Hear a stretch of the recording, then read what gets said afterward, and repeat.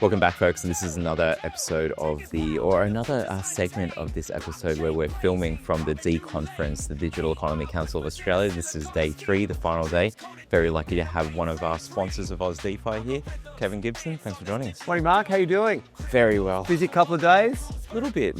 It sounds great. It's been one of those where it's like a lot of learning, a lot of networking, a lot of, just catching up on what everyone else is like building. I just came out of a conversation, a panel where I was presenting on AI. Yeah. And great to see, not just, great to share what we're doing, but great to see what other people are up to. And I guess, the key thing I'm interested in, because you see this so well, we're in a bull market-ish right now, depending on the day that you're looking, but we are pretty bullish. What's the job market looking like, given where we're at? Yeah, good. Well, just to give you a bit of context, we came through a pretty terrible bear market. There was a lot of unemployment. A lot of people went through and had to cut their teams back dramatically. Yeah. Now that the market, all the prices are starting to come back, people's treasuries are building up, and there's just general confidence and more funding come back in the market. What we're seeing is it's really starting to tighten up. Processes are speeding up.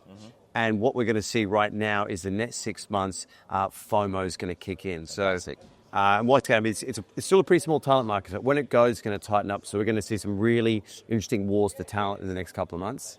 Oh, fantastic. Well, if you are, talented out there, then definitely reach out to Kevin. But with a lot of these things, whenever there's some sort of catalyst event like a bull market does do, there's challenges and opportunities there, but let's first talk about the challenges. What are you kind of seeing out there? Yeah, so one of the things with what we see with the early stage crypto companies, they're using their token allocations to attract very good talent. But what you're seeing now is that a lot of candidates are a little bit more skeptical on that talent. So the opportunity of getting people in with that talent, with the tokens to sort of save your cash flow is getting a bit more difficult. So people are a little bit more focused around, I guess, raw hard cash salaries, which for a start is a bit of a tough thing still today.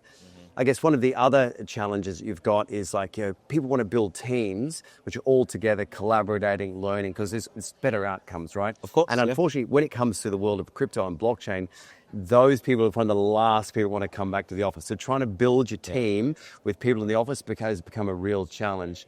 And the other one, which is, we've talked about quite a lot, is there's still a lot of fake candidates out there. Yeah. When we advertise this stuff, inevitably you're going to get North Korean hackers, as we've seen a lot of people talk about. They're very sophisticated and very good at masking themselves. And if they can get in there, they can cause havoc, drain your treasure. So there's some of the challenges. But look, lots of opportunities out there. What are they? What do you see? So what we saw in the bear market, a lot of people left DeFi and blockchain to go back to TradFi and Web 2. Those people always wanted to come back. Yeah. And now the good thing is they're looking to come back. It's a little bit of security if they've got families, so they're all looking to come back.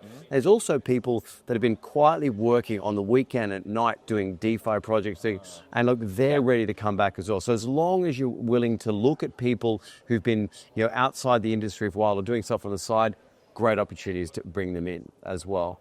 Another great opportunity, which is quite unique to Web3, is that people are willing to be sort of flexible on salaries and packages if they like your product. They like your mission and they like what you're doing and they believe in the future. Yeah. You can get some really great candidates who aren't going to try and ask for the world up front, which is great.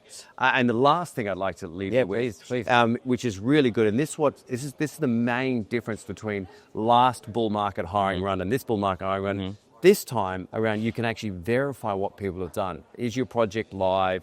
Is your GitHub there? Yeah. Is it out there doing real world stuff? Is it real? Yeah. A lot of people back in the day, in 2021, you say, I'm working a stealth project, I've done this, and there was no verification. Now, you can do a lot more background checking on people's skills and backgrounds. So hopefully when you do build your next project, you're going to be more confident that the people you get can actually deliver what you want. So look, opportunities, challenges, but it's going to be a great year for building teams. It sounds like it, and I think that it's great to hear that blockchain is being used to actually do that verification. We say don't just trust, verify, and good to see it actually happening. Yeah, major parts of the process. Yeah. We would not be any of the companies that we are in AI, blockchain, anything emerging tech, unless you have good people. Yeah. And so really interesting stuff. You've got a talk that you're prepping for. So this afternoon we're doing a more extended version of this. So looking forward to going into more detail about what's happening in the crypto job market. It's all exciting. 2025 and 26 looking good. Let's go.